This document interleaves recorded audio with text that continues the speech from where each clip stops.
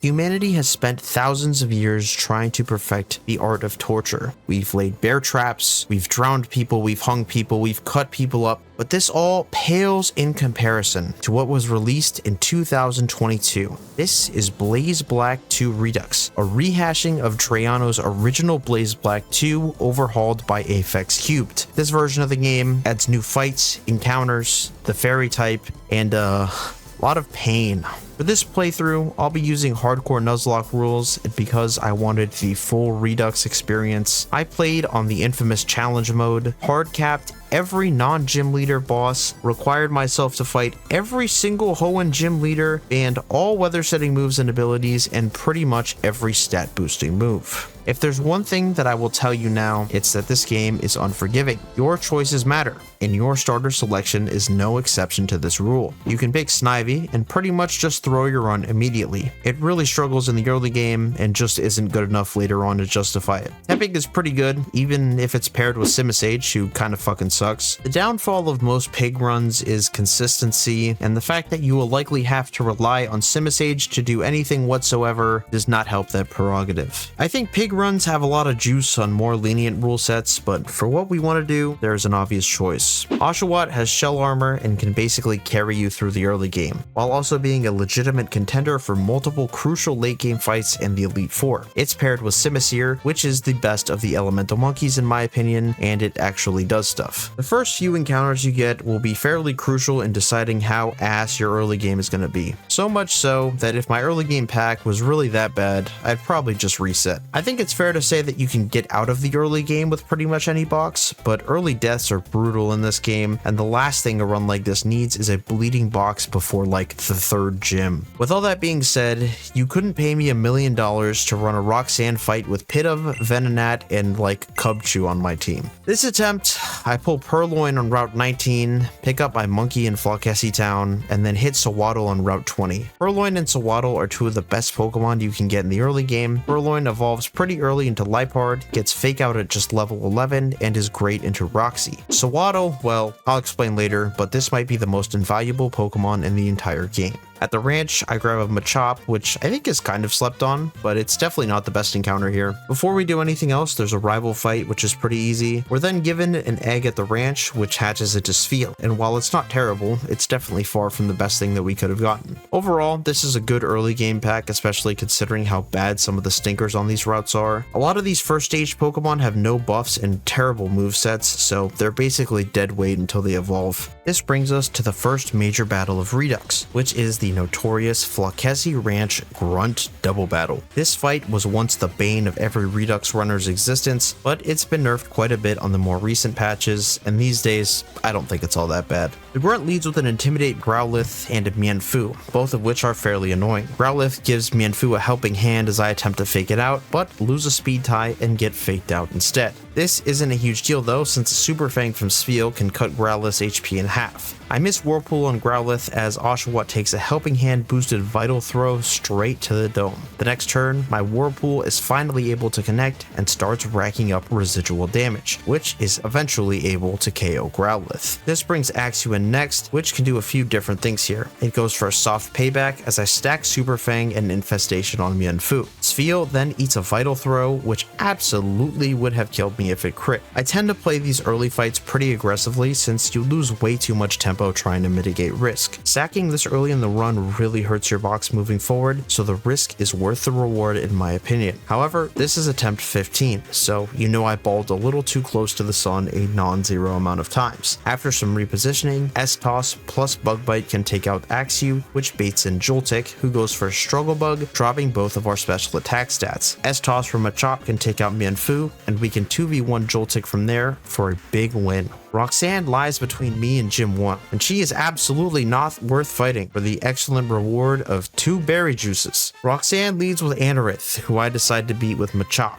since Oshawott is needed for something else. A trifecta of low kicks can take it out, baiting in Archon, and this is the Pokemon I need Oshawott for, since nothing else in my box can beat it. We take a lot from a wing attack, Aqua Jet to put it in Defeatist, and then Aqua Jet again for the KO. Sawaddle comes in on a Rock Tomb from Lileep, which isn't ideal deal, but the little guy is able to beat it with 2 bug bites. This baits in Nose Pass, and I go back into Oshawott, who can 2-hit KO with Razor Cell for the win. The first gym leader in Redux is Sharon, the normal type specialist. This is a hilarious and very well designed fight, where the outcome is largely determined by what happens on the first turn. If things do not go your way early, you can very easily lose. The most consistent way to beat this fight, and I'm not kidding, is to very skillfully have the AI set up work up while you mash Razor Shell on Oshawott and farm defense drops, and that's exactly what happens here. I'm able to kill Porygon, Lillipup, and Munchlax using this virtuous method. Pansear can beat the Deerling when it comes in, and then Oshawott does the rest, winning us Gym Badge number 1 of Blaze Black 2 Redux. Roxie's split is pretty short and mostly consists of grabbing a couple encounters and getting back into the boss rush. We can take the first of the starter gifts here, and you're pretty much throwing if you take anything but Squirtle, which has Shell Armor and early access to Yawn, Aqua Jet, and Rapid Spin. This is a crucial Pokemon for a number of very important matchups. In Redux, Virbank Complex is split into 2 locations, so what most runners do is take the inner encounter first in hopes of getting a Steel type. If they get the Steel type, they then take Shaking Grass in the outer section and pick up Audino.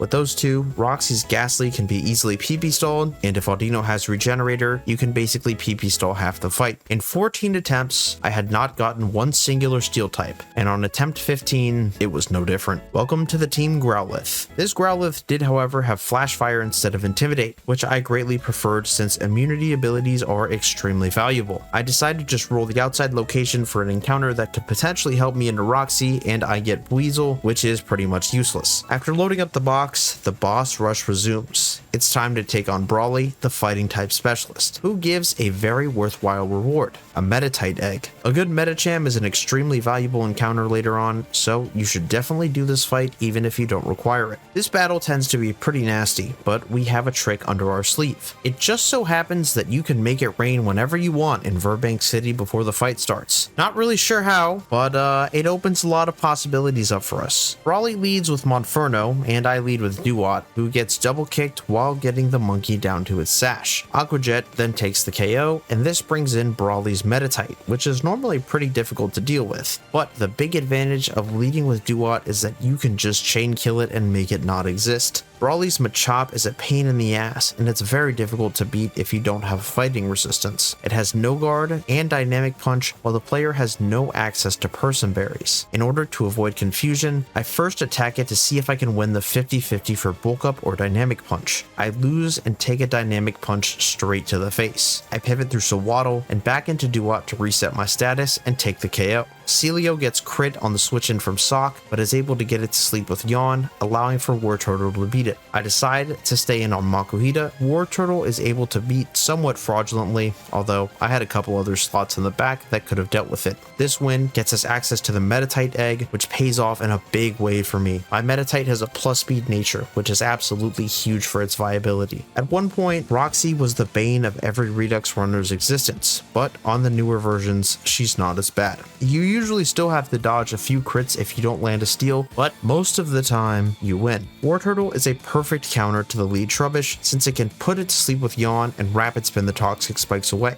Once I get it low, I deliberately kill it with a contact move and Rapid Spin so that I take aftermath damage. This means that the incoming Ivysaur has about a 60% chance to find a killing roll with Mega Drain, which would greatly improve my Pansear matchup and reduce the likelihood of having to dodge a critical hit Venoshock. This does not work out in my favor though, as I come in on Leech Seed, meaning that I am now guaranteed to have to dodge the crit. After a round of Protect and the ensuing Leech Seed damage, we can finally get a Fire Punch off to hit it well below half. Pansear still 2-hit KOs through the Leech Seed and Black Sludge recovery, but the incoming Venoshock leaves us very low. A second Fire Punch takes it out, bringing in Quillfish, and this is a pretty rough matchup for my box. I can get Celio in on the guaranteed Aqua Jet and then get to work on the Quillfish with Yawn plus Super Fang to get it to about a quarter. Then I switch to Wartortle, Yawn the Quillfish again, and finally take it out. At this HP, I am unfortunately in random move range from Ghastly, so there's a 1 in 3 chance that I have to dodge a crit with Lipard. I lose the 1 in 3 and come in on Venoshock, forcing me to dodge a crit. Lipard then kills Ghastly, welcoming in Whirlipede. Shell Armor Duat is very good into this thing, and I'm able to beat it while ensuring that I am at a low enough HP so that the incoming coughing attacks Meditite on the switch-in. I need Wise Glasses to 2-hit KO, and there's no Pecha Berries at this point in the game, so a double power Venoshock plus residual poison damage just kills my Meditite. Fake Out plus 2 Side Beams is enough for the KO, with Medi dodging yet another critical hit in the process. A win here means that we have escaped Roxie with no deaths. Before leaving Virbank, we have one more important fight against Bryson, the Ice-type specialist. Leavanny kills the lead Snover, Duat beats the Cryogonal, Lipard kills Smoochum, and Leavanny can come back in to take out the Shelter. Light work. I then head out to Route 4, which has a ton of great encounters. I pick up Nummel, which I thought to be one of the worst of the bunch. And while it's no Darmanitan or Scrafty, this thing ended up being kind of a guy. In Castelia sewers, I encountered a Zubat, and I'm not complaining. Being able to get Crobat this early in the game feels like a cheat code. Q and I can then clean out the sewers and wrap up with a tag battle, which Crobat absolutely feasts on. Clearing the sewers unlocks Castelia Gardens, where I decide to take my Audino. In Relic Passage, I hit the Demon Aeron, which is insanely good. Did you know that Aggron has nerfed physical defense in this game? I couldn't believe it either, considering that it still has the Rock Steel typing and no other meaningful buffs. However, despite the developer's best efforts, this thing is still really good. Next part of this split involves a trip to the Battle Company, where I embark on an optional quest to pick up a Johto starter and an egg. The fights here aren't too bad for the most part, and the only thing you really have to watch for is your EXP management. After clearing the trainers, I choose Chikorita as my Johto starter, which is an obvious choice. Meganium gains a secondary fairy type and largely outclasses the other options. The egg I received from the Battle Company is hatched into a Defiant Glameow, which is sick and definitely the best encounter out of the Battle Company egg pool. Despite being physically close to Burgh, 2 more demonic optional fights stand in the way. The first of which is the Guardian Showdown. This fight is infamous and for totally good reason. You can easily wipe to it, and there are some absolutely oppressive Pokemon here. You could take one look at this team and know it's about to be some bullshit. But if, and it's a big if, but if you can win, the reward is well worth the risk. This battle gatekeeps the Victini encounter, which is not only very powerful at the point you get it, but also one of the best Pokemon for the late game and Elite Four if you can keep it alive that long. Knowing all this, I clench my butt cheeks and prepared for things to die. So Buffon always sees kill on Lipard. We're just going to trick Flame Orb here to burn this thing. It'll attack Lipard, and then Loudred is always using a spread move this turn, so it's either Boom Burst or Icy Wind. Either is okay. We have Eviolite on Duat plus Shell Armor means we're going to take the Boom Burst really well. And then we're always going to get hit to power up the Revenge, and we're just going to delete this thing. This Loudred is annoying as fuck. So having like the auto delete button with Duat is really nice. So big guy's going to go for Head Charge. 07 Lipard. Oh, he lives! What? Oh, you know why he lived? Because I jacked his muscle band. Okay, that's fine, actually. He was always dying that turn anyways, right? Because he was taking the Loudred attack, so it doesn't really matter. Yeah, because I took the muscle band, so it always saw kill. Okay, it always saw kill at the beginning of the turn. Damn, that's funny. This goes without saying, but Buffon scoring a critical hit here, not ideal. Okay. Gleam is okay. It's like not nothing for damage. 07, brother. It's been real. Alright, I mean, 2 deaths here is whatever. Wisp, yeah, it's a little unfortunate. But honestly... Okay, we hit through, which is nice. Alright, so we'll have a couple chances of killing this, because I'm gonna fake out. Oh, nice, we hit through. Sick. It was easy, bro. It was riskless. The aftermath of this fight really wasn't bad. Lipard and Simisear deaths are okay at this point in the game, and Victini is an absolutely huge Pokemon to have for Burgh, Watson, and Elesa, so I will happily take it. Watson is the second of the 2 boss fights before Burgh, and he's definitely got hands. This fight can be demon mode with a bad box, but we have quite the opposite situation on our hands. I bait out a Volt Switch from the lead Jolteon, which allows me to snipe Volbeat with Flame Wheel and bait in Electabuzz. I switch into Bayleaf, which comes in for free on Dual Chop, and with a held Eviolite can 1v1 it pretty well, healing up with Mega Drain and Synthesis while the Life Orb racks up damage on the E-Buzz. We do risk some Psychic drops here, but this was my best bet to beat it and stay at full HP so that the incoming Rotom doesn't see a kill with Blizzard. This means that it wants to use Trick to get rid of its lagging tail. I hard counter it by equipping the male item on Victini, which breaks the AI in Gen 5, causing Trick to fail. As long as the Rotom doesn't see a kill, it will literally just sit there spamming Trick, making the ensuing Flame Burst crit entirely inconsequential. This brings Jolteon back in, so I go to Perugly on Shadow Ball, Fake Out, and then switch back into Numel on Volt Switch. I can repeat the cycle until Jolteon dies. Magneton hits the field next, and Victini can come back in to 1v1 it. Watson's last Pokemon is Manectric, who I 1v1 with Perugly to win us the fight. This finally brings us to Burgh, and our matchup into him is quite good. I lead with Victini and Perugly, who can tear this fight open. Perugly gets a Defiant boost on entry because of Masquerade's Intimidate, and fakes it out for some chip damage. Victini can outspeed and kill Mothim for a very clean lead sequence. This brings in Vespiquen, who also has Intimidate and gets Perugly to +2. Aerial Ace is more than enough for a kill on Masquerade here, and I get to work on Vespiquen with Flame Burst. Heracross comes in next, and this is 2 free kills. Escavalier and Leavenny are Burgh's last Pokemon, and I switch into Duat and Crobat to take out Leavenny and position myself for Escavalier, who I end up killing with Duat and Perugly. Elisa split isn't the longest thing in the entire world, but there's a few notably annoying fights here. The Route 4 Colress battle is the first example of that. This is a total pushover fight if you do not cap for it, since you just overlevel and win. Unfortunately, we do not have that luxury under this rule set. There's 3 things that make it really annoying, especially on hard cap. Number 1, the developer forgot to remove the healing items from this fight, so at some point during the battle, Colress is just randomly going to crack open a potion, and you might have to kill one of his mons twice. That goes hand in hand with his 2 strongest mons being Rotom and Porygon, which are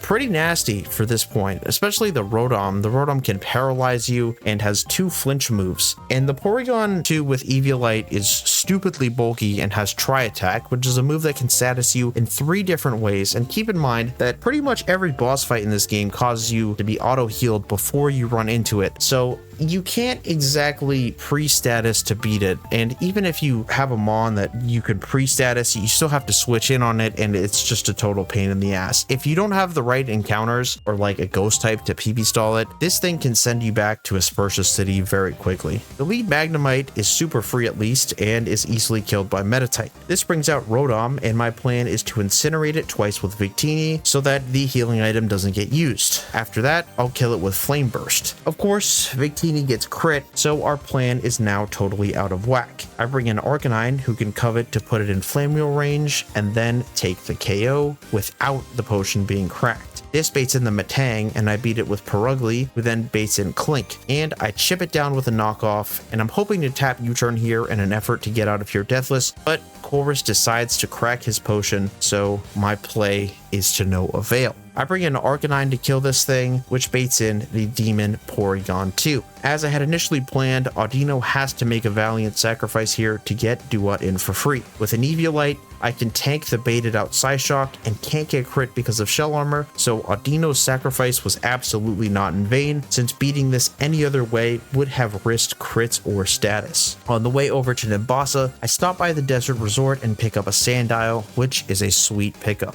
Once you walk through Join Avenue, the player is jumped by Lenora and Hawes, who have an absolutely souped up team for this point in the game. They have permanent sand, citrus berries, gems, hazards, and good moves, all of which I don't really have access to. They lead with Gigalith and Sandrush Stoutland. My best leads here are Meganium and Eviolite Machoke, who can both take a hit from the Stoutland. I decide to double into Gigalith for a quick KO. This brings in the Machamp, which is problematic with No Guard and Dynamic Punch. I go into Leyron and Victini to pivot, and Victini can get a Zen headbutt off as Meganium comes back in on the dynamic punch. Leyron switches back into the Meganium slot, and Victini gets another Zen headbutt off to kill Machamp. We're now in a 2v1, but we are not out of the weeds by any means. I go back into Machoke and Leyron to beat Stoutland, and then the Demon Unpheasant comes in. This thing has a normal gem, Hyper Voice, Hurricane, and Heat Wave, so it's every bit as fun to deal with as you could possibly imagine. I'm baiting Hurricane into my right slot, so I send Camerupt out, knowing very well that it could die here. But bro clutches up to fraud and dodge the Hurricane.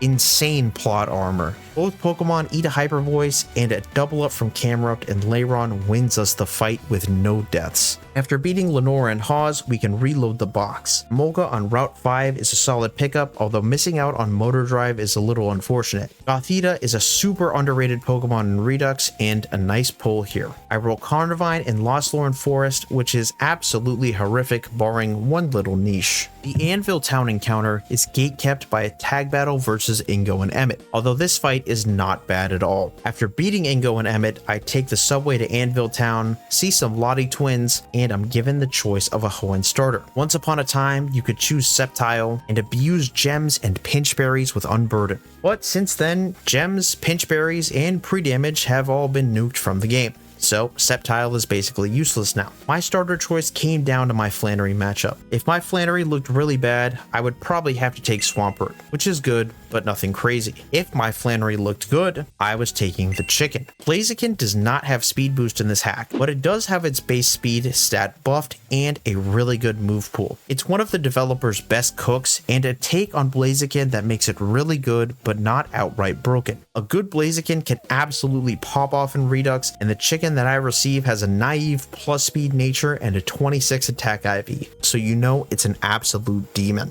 Flannery is Hoenn Gym Leader number 4, and she's got Permanent Sun, a ton of overheat, and a super annoying lead Torkoal. This fight is brutal, but we have a trick up our sleeve. Flash, Fire, Arcanine. We can abuse a bug in the AI called Ability Storage, and here's how it works. In Generation 5, if you activate an immunity ability on screen, the AI will not click an attacking move of that type until another ability pops up on the screen. In other words, we can create a line where Flash Fire is activated and Flannery will no longer be able to use her sun-boosted overheats. Flannery's lead Torkoal is a hazard-spamming, sleep-inducing pain in the ass. Blastoise is huge here, being able to use Yawn and Rapid Spin to set up a safe kill while ensuring that Stealth Rocks do not go up. Houndoom comes in next, and I hard switch in Blaziken, who can take it out with a double kick. This baits in Camerupt, and I U-turn out into Meganium and bait Overheat into Arcanine, activating Ability Storage. I then go back into Meganium and 1v1 the Camerupt. Meganium can also kill Magmar using Synthesis to heal up in the process. Rotom comes in, and with Ability Storage active, Camerupt absolutely stonewalls it. Once Rotom dies, Magcargo comes in, and I don't really have a clean switch here, but if Camerupt wants to be a baller and hit this 85% accurate Mud Bomb, I'm all for it.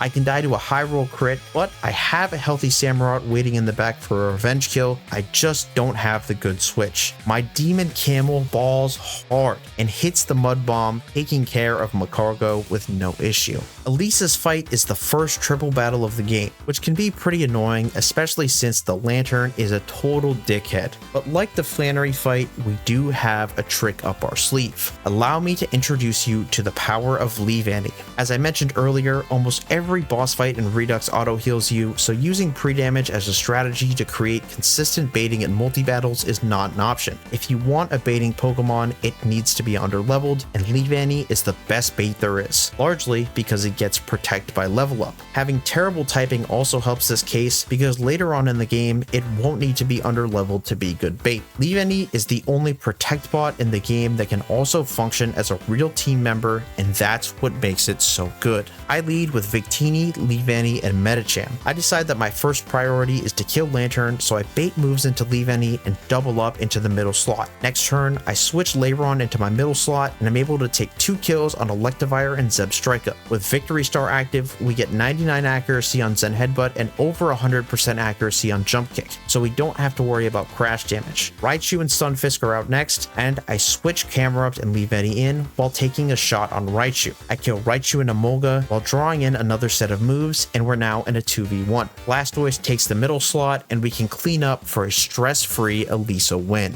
We open the next split up with yet another triple battle, this time versus Heartbreaker Charles. But we can pre-damage for this one, since it's a route fight and not an official boss fight. I lead with Perugly, Leaveney, and Camerupt. Leaveney draws in more attacks with some pre-damage, but a crit fake out at +1 kills Krokorok, which was not part of my plan. Lava Plume from the Camel does big damage to Sigilyph and kills Excelgor. Druddigon and Bouffalant come out, so we need to pivot. I get Aggron into the middle slot, Medicham comes out into the right slot, and Perugly kills Sigilyph. I U-turn on Druddigon, Smart Strike Druddigon, and fake out the Boof while Medicham eats an X-Scissor crit. I kill Boof with a wide lens jump kick and double up into the Crustle to set up a 3v1. Then I kill Druddigon, which is able to win us the fight. There's a few more encounters before the next run of boss fights, so a box refill is in order. I pick up a Ducklet on the Driftvale Bridge and then head into Driftvale City, where you can choose a Sinnoh starter. For a long time, people ran Infernape, but did you know that on the current version of Redux, Infernape does not learn close combat until level 70? I'd assume it's because the developer thought that it was just too broken for a Pokemon to get early access to close combat. Just don't look up what level Blaziken learns it at.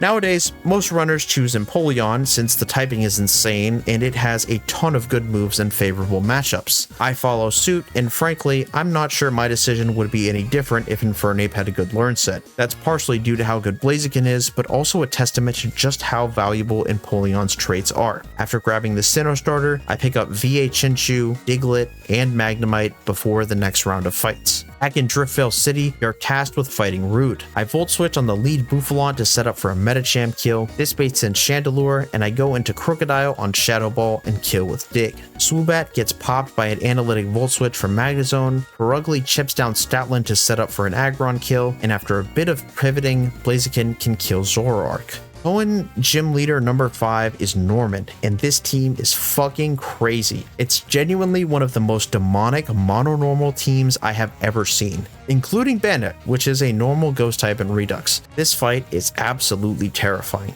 Norman's lead Exploud is not a fun Pokemon to counter. There's very few things that can 1v1 this safely. The best Pokemon in my box to counter this is Medicham. If your attack IV is high enough, Fake Out into Low Kick can kill it, but we are not so lucky. My Medicham has to hit a 95% accurate jump kick to get through the Chobbleberry. While EK runners hit the Pumpy, Redux runners usually have to hit the Jumpy. The 5% miss chance is lower than the 1 in 16 odds of risking a crit, something that I would have had to do multiple times to beat this thing otherwise. I use Perugly and Aggron to pivot cycle the Bandit and farm damage with U-turn until Bandit dies. This brings in Norman's Life Orb Sheer Force Tauros. I U-turn out, then with some assistance from Crobat and Magnezone, farm 2 close combat drops on Tauros to set up for a Crobat KO. Slacking is out next, and Aggron takes a quarter from Giga Impact. You know how fucking juiced up a normal type move has to be to do a quarter to Aggron? Well, that's normal gem Giga Impact for you. I can then switch Medicham in on the Truant turn, Fake Out on the attacking turn, and then lock into a huge focus punch to take out the Gorilla. My plus speed Medicham can then clean out the rest of this fight like the absolute fucking demon that this thing is. We don't get much relief going into Clay's gym, as his battle can be really rough. Carnivine's Levitate is crucial for opening this fight up, since it can invalidate Clay's ground stab. Even with the ability storage, there's a few things in this fight that can screw us up, so let's get into it. Clay leads with Seismitoad, which I can one-shot with Leaveney through the Rindo Berry. This baits out a Head Smash from Torterra, so I go hard into Medicham and Fake Out into Ice Punch to get the job done. Mamoswine is out next, and a powered-up Low Kick sends it right back to the Ice Age. This baits in Garchomp, and now things are about to get interesting. Medicham baits a 50-50 here, so I go into Samurott, who can guarantee an Earthquake from Garchomp. This Earthquake allows us to switch Carnivine in, who can activate ability storage. I'm baiting Dragon Claw here, so I can get my Meganium in for free.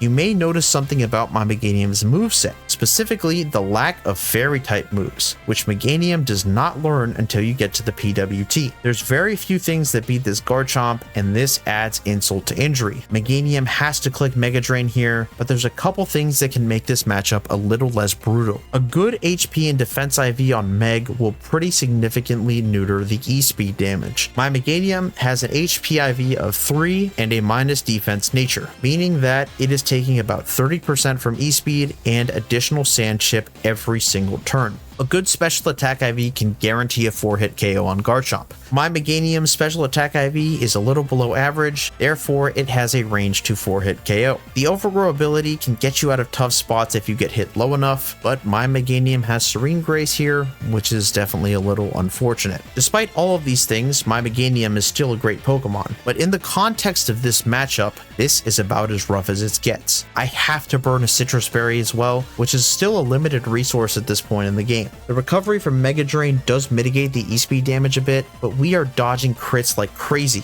I guarantee a 4-hit KO with a crit of my own that very well could have mattered. This is a scuffed matchup, but Meganium is pretty commonly the only thing in your box that can beat Garchomp, so it's very likely this is what you'd be doing if you ran the game yourself. Nidoking is next, and I can beat this with Aggron, who comes in on a resisted Ice Beam. Remember, ability storage is still active, so it can't click Earth Power, and with the special defense boost from Sand, Aggron is surprisingly good here. A Life Orb boosted, double-powered Avalanche takes out Nidoking, baiting in Excadrill next. We still have a lot of HP left on Samurott, which is more than enough to beat this thing with ability storage active, and a single Sacred Sword takes it out, winning us Badge 5 of Redux. After beating Clay and clearing the PWT, I can pick up the static Volcarona that I delayed my Relic Castle encounter for. Volk is a serious contender for the Elite Four and an absolute monster in the late game, so it's well worth the delay. This brings us to another Hue fight outside of Chargestone Cave, although it's very easy. This unlocks Surf and a few more encounters. In Mistralton Cave, I pick up a Moldbreaker Axew, which is good, but a bit disappointing considering Mistralton has potential for guys like Hydreigon, Salamence, and Battle Armor Tyranitar. But hey,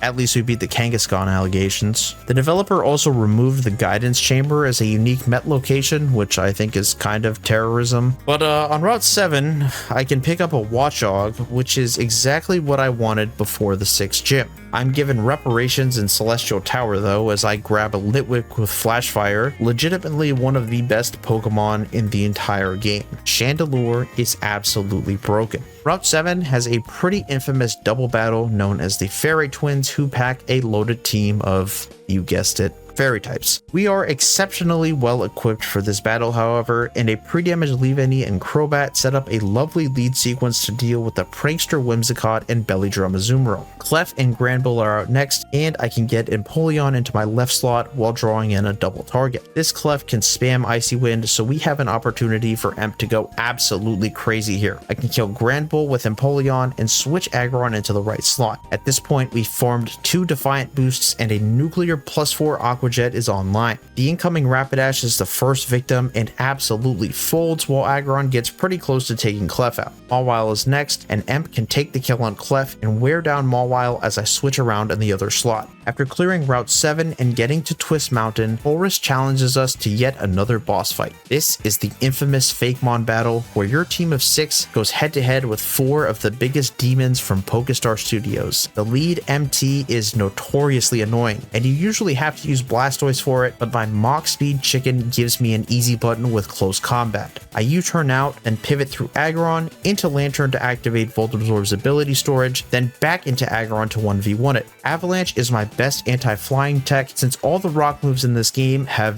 Denzel Valentine-esque levels of accuracy, but with the double power, Avalanche still hits pretty hard. After a few turns, the big guy finally goes down. MT2 comes in next, and Samurott is very good into this with ability storage active and beats it pretty easily. The last Pokemon out is F00, a normal steel type. I can afford to stay in with Samurott for a turn, who gets flinched by Needle Arm, so I switch into Chandelure, who can beat it and get us the win. There's 2 more fights in the split, the first of which is a double shootout with Juan in Permanent Brain. This fight isn't too bad, and you get an air balloon if you win, so it's definitely worth doing. Juan leads with Slowking and Swampert, and we can set up a nice sequence here. I fake out Swampert for some chip damage, and with a Life Orb, Leavanny can kill Slowking with Leaf Blade. This always baits in Pelipper, and we can take 2 kills here. Metachamp Thunder Punches the bird, and Leavetti can kill Swampert through the Rindo Berry after the fake out damage. This brings in Starmie and Azumarill, and I protect Leavetti, who is dead to Ice Beam after the Life Orb chip, and switch Blastoise into Metachamp slot on a play rough miss. I fake out Starmie and kill Azumarill with Leaf Blade. Groudon is next, and with adaptability, it hits very hard. I switch Lantern into the left slot and protect Leavetti for some positioning. I go back into Blastoise, who is frozen, but heals with an Aspear Berry. Lantern's Volt Switch almost kills Groudon, and Blastoise eats the adaptability Life Orb Rain Boosted Crab Hammer, which causes Groudon to die. A fake out from Blastoise sets up for an easy Meganium kill on Starmie, winning us the fight with Juan.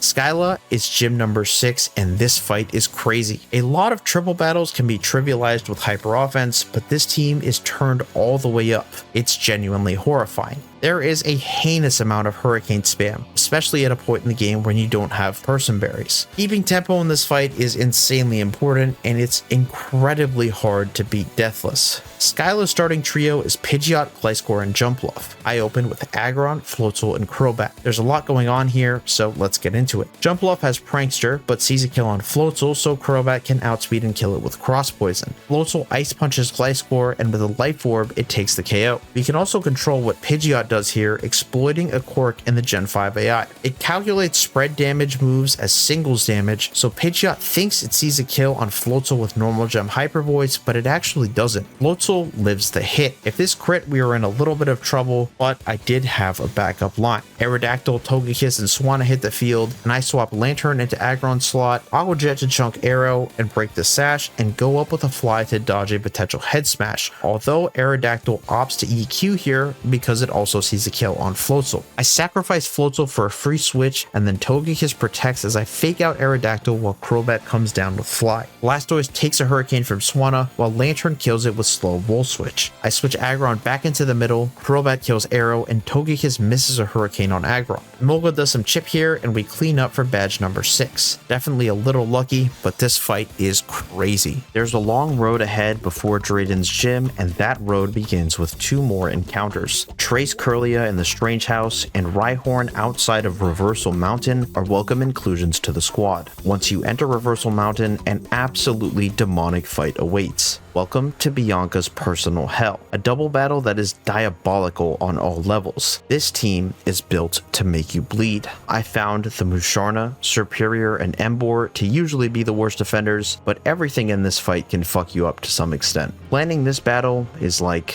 cock and ball torture without the cock and balls. On my 12th attempt of this game, I weaseled out a Deathless Bianca, which is very rare, but I had the guys to do it. Would I be so lucky this attempt? Time to find out. Bianca's Mienshao and Musharna lead is insanely hard to counter. My strategy is to fake out Musharna for some chip, then let Perugly die to Mienshao's close combat, breaking the focus sash with a held Rocky Helmet. Chandelure finishes Musharna off after the chip damage, and I get a free switch into Crobat, which always brings out Emboar. This absolute monster of a Pokemon can single-handedly end your run. I switch Samurott into my right slot and then go up with Fly on Crobat. Samurott can eat a double target here, and it's a 1 in 3 for Emboar to high horsepower into Samurott since it sees a head smash kill on Crobat and kills with both head smash and high horsepower into the Chandelure slot. I get a bit unlucky here with high horsepower coming into Samurott, and this can crit because of Mold Breaker, but my plot armor keeps me afloat, and the next turn we take 2 kills as Crobat comes down from Fly and Samurott kills Emboar with Razor Shell. This baits in Bianca's Samurott and her scary Serperior, which is a nasty combo since both of these Pokemon can set up. I replace Samurott with Meganium in the right slot, then Crobat hits a big Cross Poison into Serp for some nice damage as it starts to set up its special attack with Contrary Leaf Storm. Samurott's Swords Dance is up here, which means that we are staring down 2 boosted up setup sweepers. Crobat goes up with Fly here, avoiding a Wave Crash from Samurott and letting Meganium chip it for free. The next turn, Crobat comes down and gets paralyzed, although a held Cherry Berry makes this okay. Meganium kills Samurott, leaving Bianca with Haxorus and a weak Serperior. I U-turn out on Serp for the KO, and take the cross poison with Chandelure. We can use ally switch to set up a kill on Haxorus, a very fair and balanced move with +2 priority that switches the positions of the Pokemon you have out before the enemy can move. It doesn't take a rocket scientist to figure out that this move is insanely broken. After Gardevoir kills Haxorus, we have beaten Bianca. One death here is really good, especially if it's a planned one.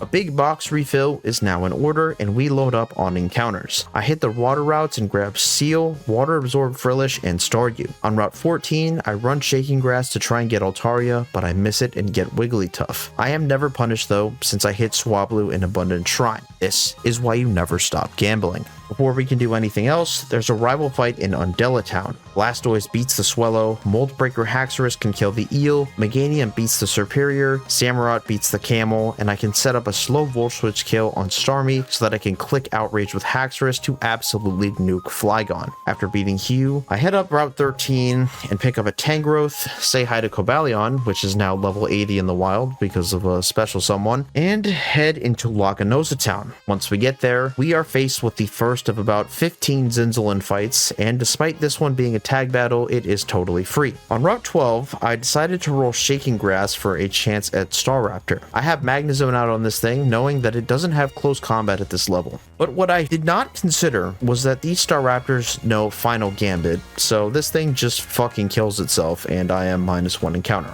It's fine. I didn't want the Reckless Raptor anyways. Brave Bird sucks, Tailwind sucks, U-Turn sucks, Close Combat sucks, fuck you. Obviously, should have taken a closer look at the Learn Set doc here, but that's evil, man. At the end of Route 12 lies another one of Redux's most infamous fights. Benga. It's becoming a common theme at this point, but this team has a lot of things on it that will fuck you up. You can get Overworld Rain for this fight, which does help in a few ways, but the pants definitely stay just a little bit brown for this one. The lead Metagross is very passive and is mostly just here to set rocks. Blastoise handles it with Rapid Spin support and a held Flame Orb to block Ice Punch freezes and ensure that we are dead to Power Whip from the incoming Gyarados. Tangrowth cheeses this guy pretty hard, being able to debuff the Dragon Dances with Tickle and recover with Leech Seed and Synthesis. The incoming Emboar has fucking V-Create and Moldbreaker, so yeah, GG's trying to switch in on it, but Rain helps a ton here, since it just clicks Sucker Punch for whatever reason on the switch. And Swanna can blast through the Pasho Berry for a clean one-hit KO.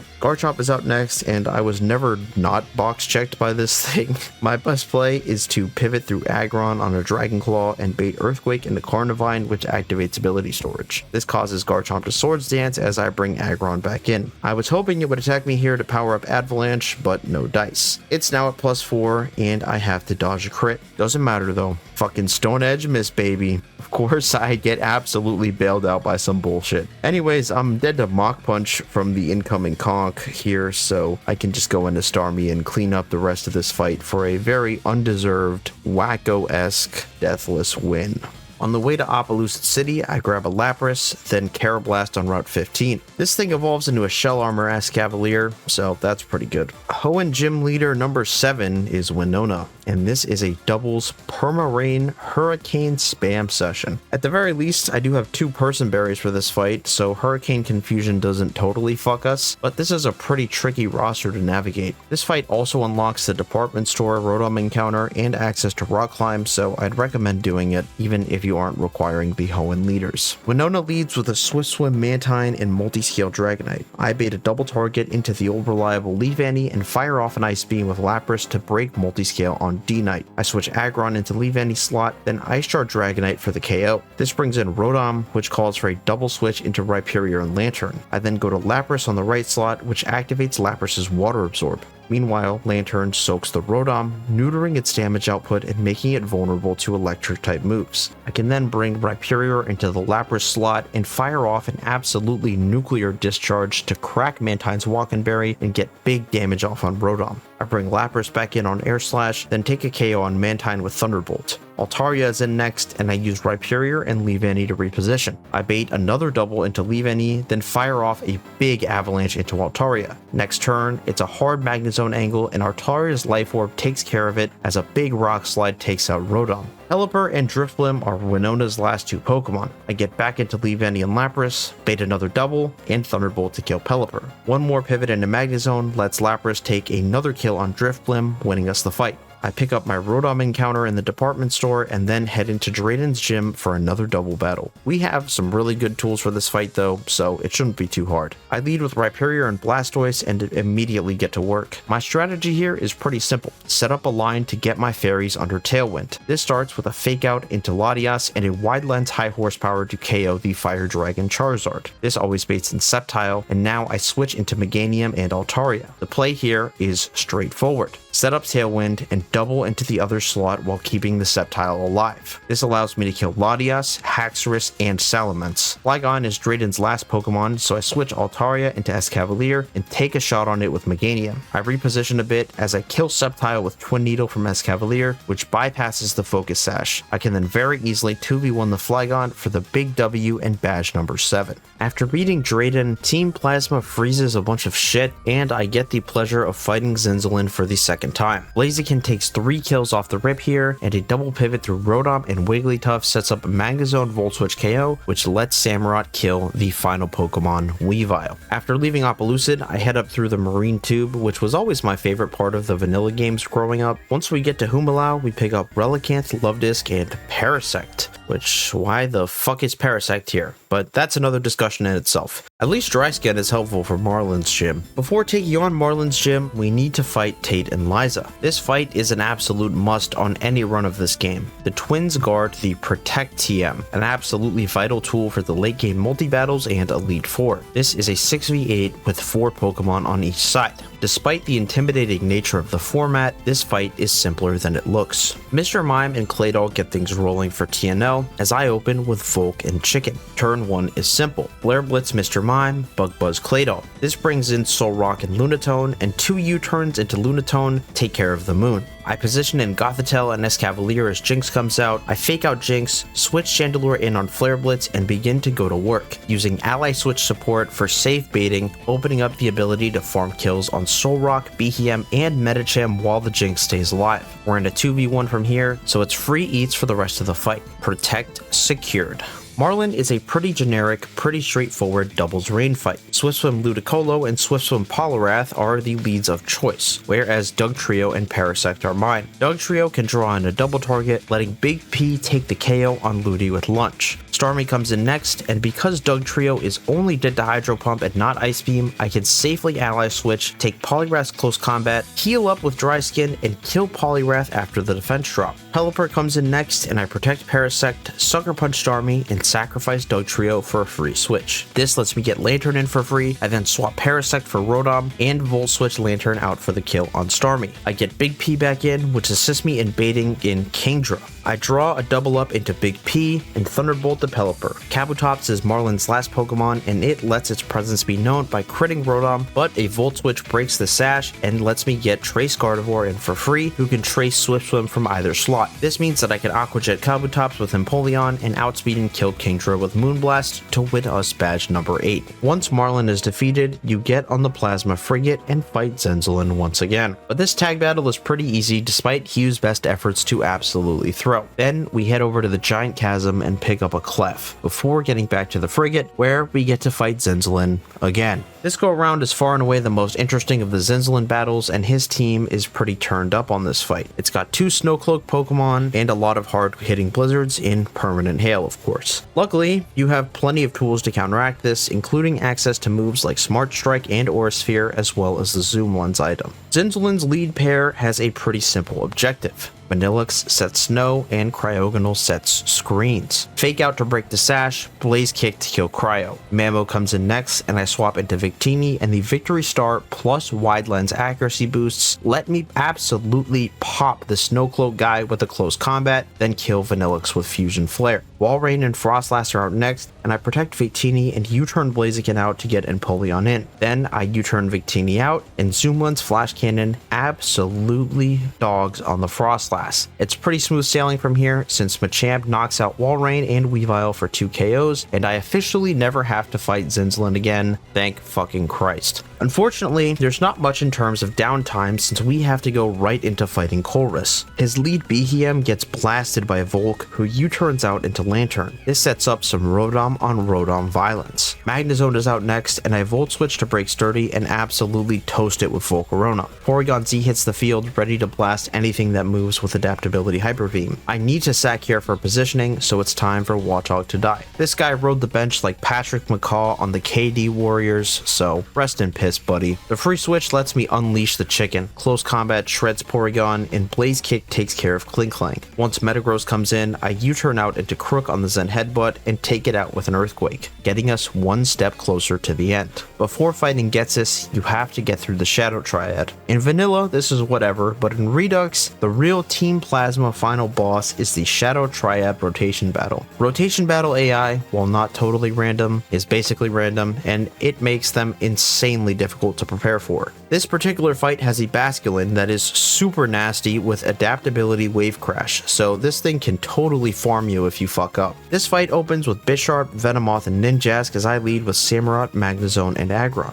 Venomoth does some alright damage with Tinted Lens, but breaking its Focus Sash off the rip is really nice here. I Waterfall again as Bisharp gets a Swords Dance off. Venomoth tries to put me to sleep, but Big Samu keeps on chugging, taking care of Venomoth with another Waterfall. This baits in the scary Basculin, but by the grace of God, it rotates into Bisharp, and a 500 IQ read gives me a free kill on the Bisharp. This invites in the final Pokemon, Gengar. Samurott does me one last favor by chugging the Adaptability Wave Crash and doing solid damage back with Psycho Cut. A rotation into Magnezone gets me a nice kill on Ninjask, and we're now in a 3v2. In order to keep tempo, I chug another Adaptability Wave Crash and slow Volt Switch into Starmie, who at this point can clean up the fight without any further risk. Getting out of here deathless is absolutely sick. After putting belt to ass on the Shadow Triad, we can head into the Giant Chasm where Ghetsis tries to assassinate a child, and then we get absolutely bailed out by some N Ex Machina. This means that it's time to fight the Wild Kyurem, and this thing is pretty scary with random AI and some ridiculous stat moves. Is what I would say if I didn't have the chicken.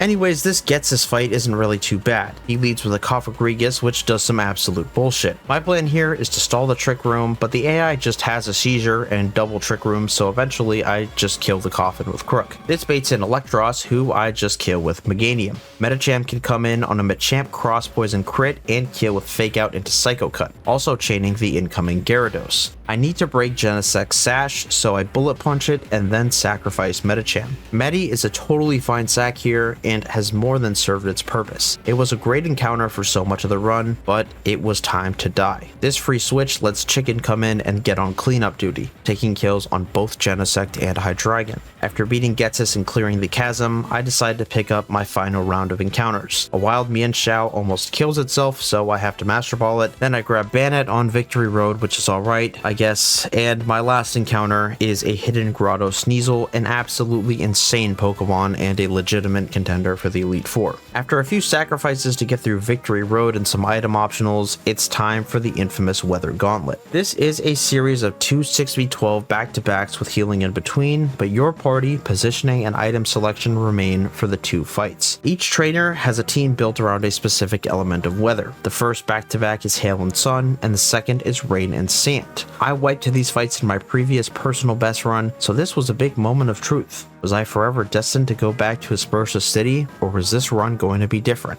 It was time to find out. The first of the Hail and Sun duo is Ace Trainer Carol, who leads with Obama Snow. As expected, this guy sets Hail, and my Camerupt lead baits a Wood Hammer into Volcarona. Volk is able to chain 3 kills before Weavile comes out, who I can safely beat with Fake Out into Aura Sphere from Blastoise. I can then go back into Volk, who kills Reuniclus and Jinx to round out the fight. Elmer is the harder of the 2 fights, and he has a Sun team which starts with Torkoal. This is why I led Camerupt, since it can outspeed and one-shot it with Earth Power. This baits in the Fire Gem Sheer Force Darmanitan with Flare Blitz in the Sun. This is entirely as oppressive as it sounds. Nothing in my box really wants to switch into this. Even the Flash Fire Pokemon can outspeed it and get absolutely shredded by Earthquake. But there is a cool play we can unlock by sacking Camerupt here. Because of Camerupt's Solid Rock ability, it is not dead to Earthquake, and therefore only dead to Flare Blitz. By guaranteeing Flare Blitz, we sacrifice Camerupt so that the Darm does recoil damage to itself, which sets up for a Life Orb Crobat kill chain. First taking Darm with Brave Bird, then Ninetales with Cross Poison. Crobat U-turns out on the Volk into Flashfire Arcanine, who walls it out almost completely. Sun boosted Flare Blitz does big damage for the KO. Gardevoir traces Chlorophyll and chugs the incoming Earth Power, allowing me to chain 2 kills on Venusaur and Victory Bell to round out the fight. We can change out our team, then head into the second round of trainers. The Rain specialist is Veteran Portia, who sets it permanently with her lead Pelipper. Rotom Mow is the best lead in the game for this fight, being able to snag an easy KO with a Can't Miss Thunder. This brings in Seismitoad, who I beat with Samurott. I packed Scald on it in case I get frozen, but Waterfall always 2-hit KOs in Rain regardless. Electrode is beaten by Altaria, and I can go into Gardevoir, trace Swift Swim from Kingdra, shrug off a crit Confusion Hurricane, and outspeed to kill it. I stall Politoed for a bit to get Victini in on a Focus Blast, then go back into Rotom Mow, who hits the Wide Lens assisted Leaf Storm for the KO. I can then Volt Switch on the Scizor, pivot through Altaria and back into Victini, who can kill it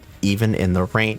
The final Weather Gauntlet trainer is Veteran Sterling, the Sand Specialist. Rotom gets things rolling here with a 99% accurate, absolutely nuclear Leaf Storm. This baits in Nidoking, and I pivot through Empoleon back into Rotom to activate ability storage. I go back through Empoleon into Victini, who is then able to beat Nidoking. Altaria absolutely shits on the incoming Garchomp with ability storage active, so this is as free as it gets. Excadrill is food for Empoleon with ability storage active. Samurott eats Tyranitar for breakfast, and Empoleon can come back in to deal with Clef for an overall pretty clean Weather Gauntlet. There's 2 more fights between me and the league now, and I need to lock in. Lance is the first of them, and this is a pretty generic Dragon Spam team, I'm not really gonna lie to you. This lead Aerodactyl is typically a pain in the ass, but Weavile makes it super free with Fake Out into Ice Punch. This baits triple random move from Haxorus, 2 of which can miss, so I decide to sack No Guard Machamp to ensure a clean switch. Starmie takes 2 here, and Dragonite is walled out by Magnezone, who is able to slow Volt Switch so that Weavile kills with Fake Out into Ice Shard. Blaziken can come in on the Charizard and take the KO with Life Orb Earthquake. Gyarados is no match for a 4-time super effective Thunder Punch, and that's GG's Lance. There's also a rival fight at the very end of Victory Road, but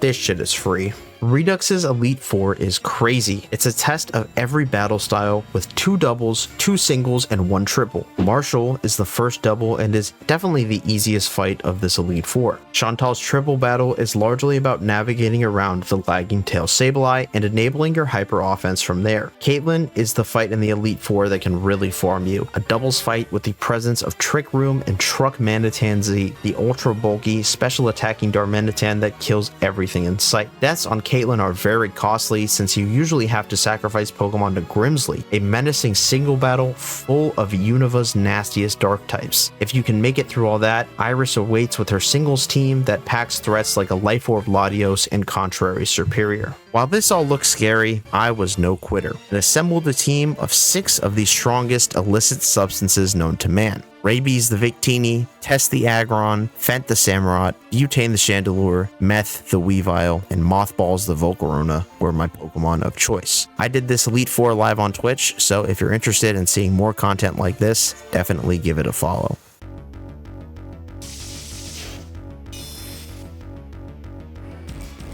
Let's fucking go.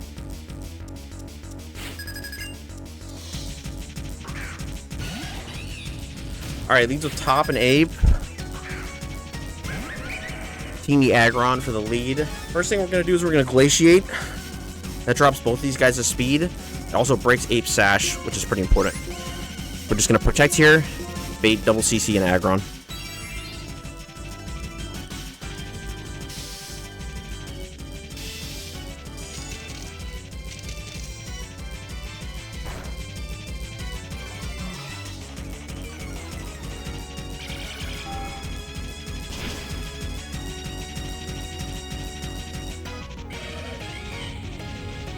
Perfect. Okay, get Lucario in here. Just gonna do a couple things. We're gonna actually protect Teeny, and we're gonna go back to Aggron in this slot. The reason why we need to do that is because we also need to drop Lucario's speed. The coolest thing about all of this is that with this setup, these two can sweep the rest of the fight. How epic is that, man?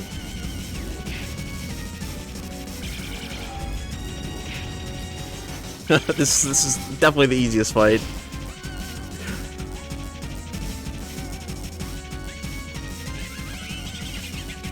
But that's 1 out of 5 at least. Alright. Sweet. Alright, you ready for this? I am him. I'm a beauty-loving Amoongus trainer. Let's blaze sometime. Look at this sentence lock, man. Where else do you get this content? Let's Hall of Fame sometime. I could be digging my own grave with this one. I'm NGL.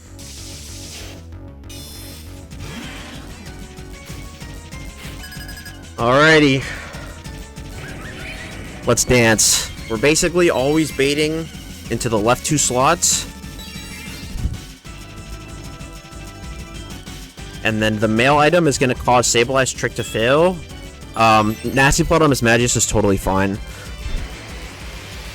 And then we're going to actually start mid-fight pre-damaging with Aggron. Okay, so under Tailwind, Aggron is faster than Miss Magius. We're going to Heavy Slam this guy. We're going to Glaciate to break Miss Magius' Sash and chip Gengar. And then under Tailwind, Volk is faster than Gengar, so it can kill it with Psychic. And the Sableye is just doing nothing because we have Mail on the left or on the right 2 slots. And then there's kind of 2 ways this fight can go depending on what comes out.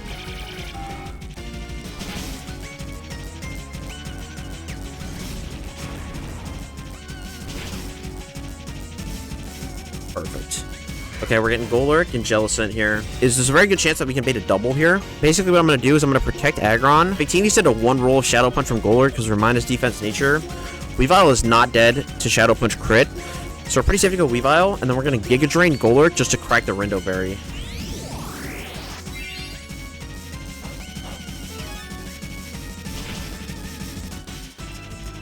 Nice. Okay, we get the horsepower. Perfect. It's going to Scald in the left slot, and then we go Samurott. I'd rather not get burned, but it's not a huge deal if we do.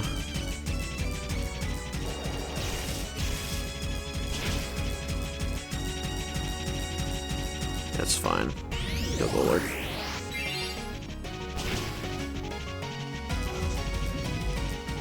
Alright, so what we're doing here is we're just Grass Knotting, Jellicent. Weavile's not dead to crit anything. Probably just goes for speed control here. Night Slash, and then Psychic from Volk will kill this. Okay, perfect.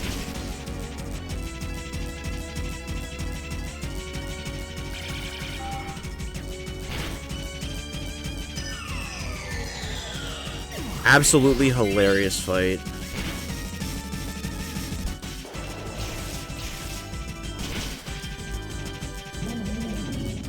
And that's GG Chantal.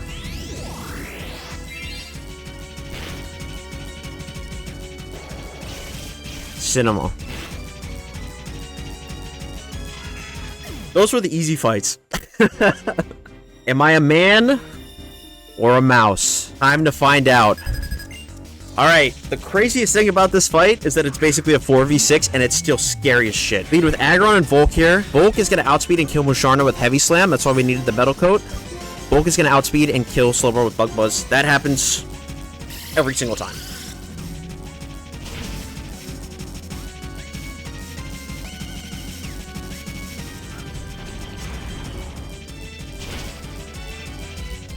Now, depending on what happens next, this is where things can get interesting. We're getting Gauntlet and Darm, aren't we? Alright! Let's go gambling. Here's the thing. We're basically getting a CC. This Darm kills everything. Everything on my fucking stream. Everything on my team. Like, legitimately. It's the scariest mon. This fight is so much easier when it comes out later. But unfortunately, we're not so lucky. So we have to gamble. A little bit. Basically, what I'm going to do is I'm going to switch Aggron into Chandelure. And I really want to see a Focus Blast here. It's not guaranteed. So, CC is always coming out from Gallade. That's guaranteed. Focus Blast is not guaranteed from Darm because I am dead to a non-zero amount of Heat Wave rolls. And we kind of need to avoid that. This is the most oppressive Pokemon in the entire Elite Four. It is so fucking nasty. And we need to chip this thing as much as we possibly can.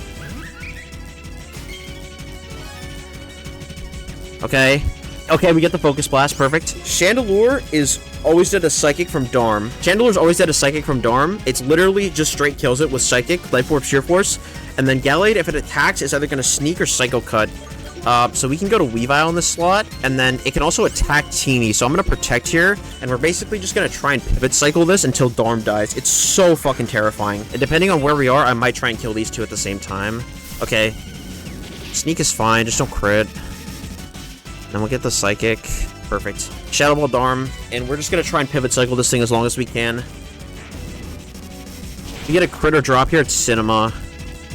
Not a bad roll. Okay, we do get the Focus Blast, though. Okay, so we just do this. We literally just repeat the same thing until Darm dies.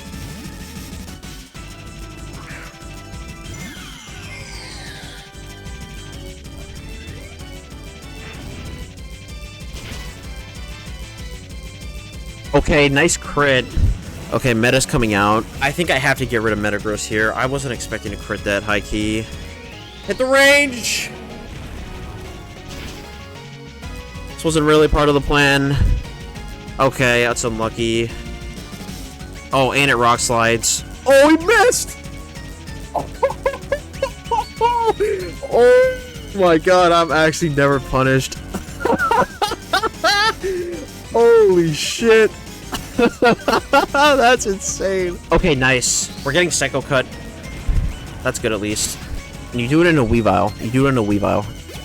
You're baller, Gallad. You're baller, Gallad. Oh my god, let's fucking go. But yeah, definitely don't want to risk extra shit if I don't have to, you know?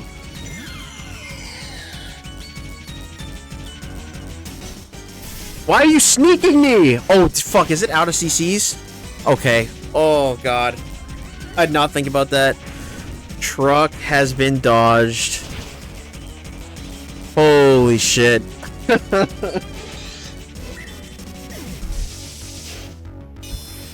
Rumsey leads with Mr. Crocodile.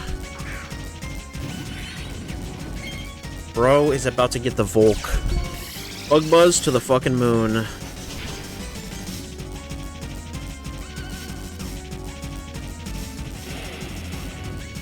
This cockteaser doesn't have sand, so guess what? We can just click Bug Buzz.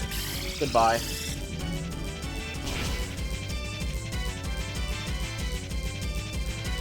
What a fucking demon, bro. Alright, Crow comes in. This is always Brave Bird. We're gonna U-turn.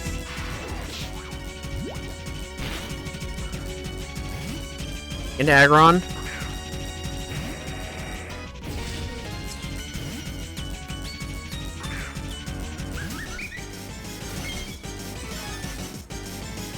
Perfect. Life Orb Thunderbolt always kills. Alright, this is a Drapion.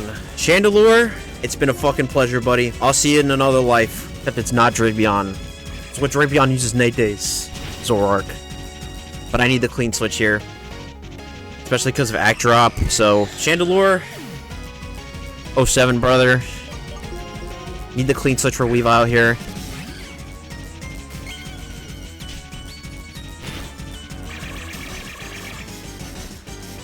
I thought it was Glalie. And then Brick Break will kill this. Perfect.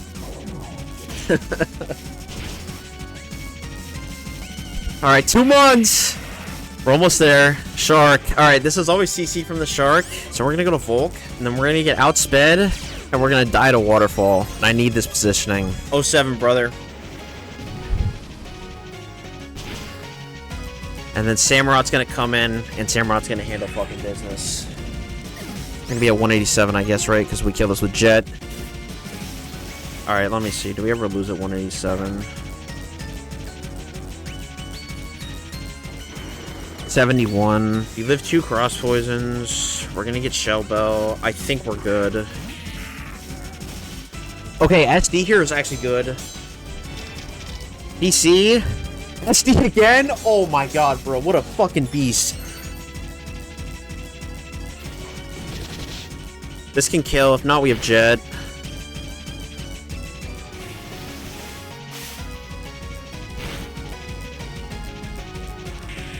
We're going to the champ fight, baby. We're going to the champ fight. One last ride.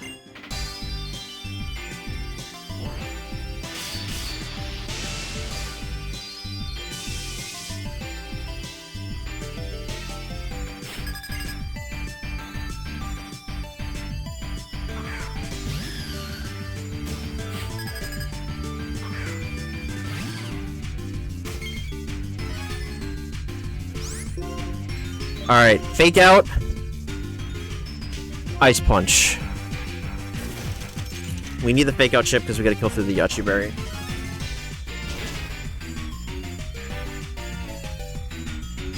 Perfect. Alright, this is Alakazam. Zam is always using Aura Sphere. This has a sash. So we're gonna eject one Samurott back into Weavile so we can fake this out and kill it. Fake out. Night Slash.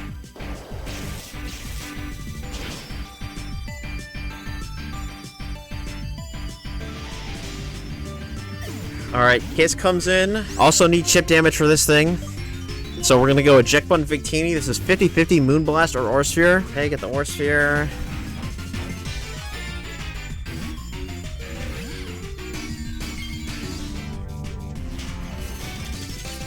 Goodbye, Kiss.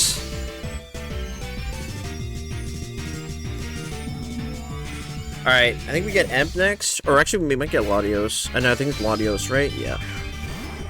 Alright, we don't kill this from full with Ice Punch. This Latios is a Life Orb, so basically what I'm gonna do is just sack Teeny to it, and then just come back in and kill it with Revile.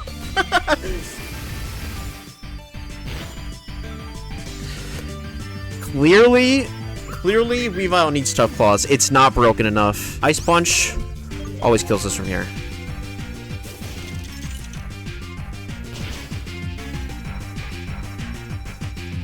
It's actually crazy how fucked up this Mon is, and it literally has, like, shit stab moves. Like, it doesn't even have good Dark Stab in this game. Or, like, really good Ice Stab. Alright, Amp. Alright, this is always 50-50 Pumpy Flash Cannon. So we're gonna go to Samurott, which can always take it. Flash Cannon's fine. Alright, we're gonna CC this bad boy.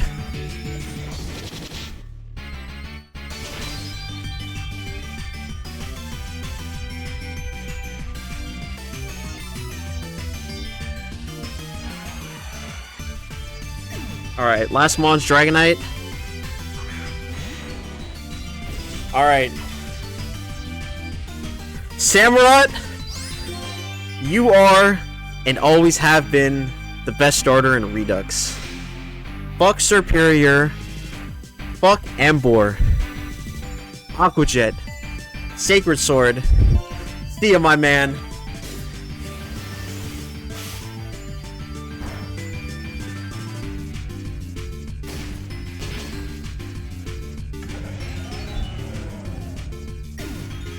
Good night, brother. Fake out.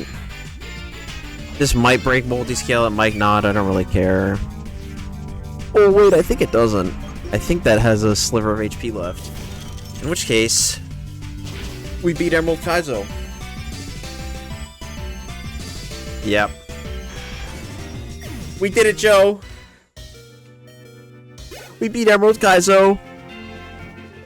Well, that concludes my Nuzlocke of Blaze Black 2 Redux. So, what do I think about this game? The answer is a lot of things. First and foremost, it has balancing issues. There's some really punishing misses with encounters and ability 50-50s, and the bad stuff is usually really bad. You lean on your statics and gifts a lot in this game, and it's largely because they're your only consistent source of high quality encounters. I was fortunate enough to have a really good box this run, and it absolutely makes a difference. This game is tough to play with bad encounters, and on runs where I had the bad encounters, the extra risks I had to take would almost always snowball. There's also a secondary effect of a lot of runs feeling the same, because ultimately you're just relying on the same static and gift encounters over and over again. You do the same strategies with them for a lot of fights, and playing this game on repeat gets pretty tiring because of that. Some of the movesets feel very half-baked, and it seems like there's a mix of oversight and overcorrection in quite a lot of them. It almost feels like some things are just allowed to exist while other things aren't.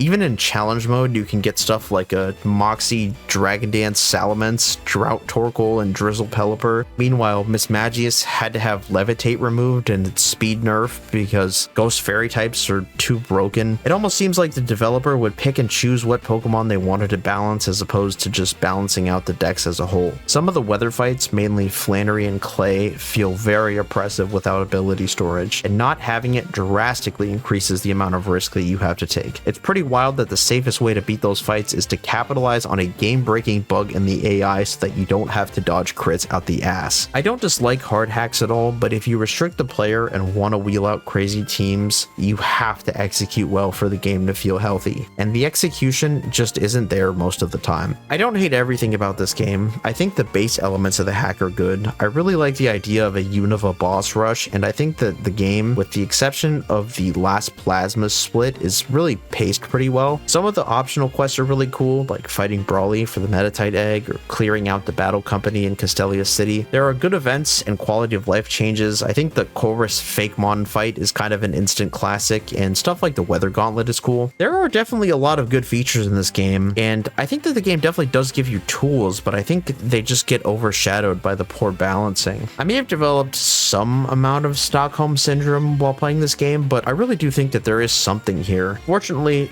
Redux 2.0 was recently announced, promising a load of new features and balancing changes that will hopefully improve the game. The future is bright, but I think this current version of the game is very flawed. I'd give it like a 5.5 out of 10. As always, this is just my opinion. Feel free to agree or disagree in the comments section, but please do not direct any hate toward the developer. It's not that deep. If you enjoyed the video, drop a like and sub, and follow me on Twitch to see some live stuff. I hope everybody has a great day. Jude out.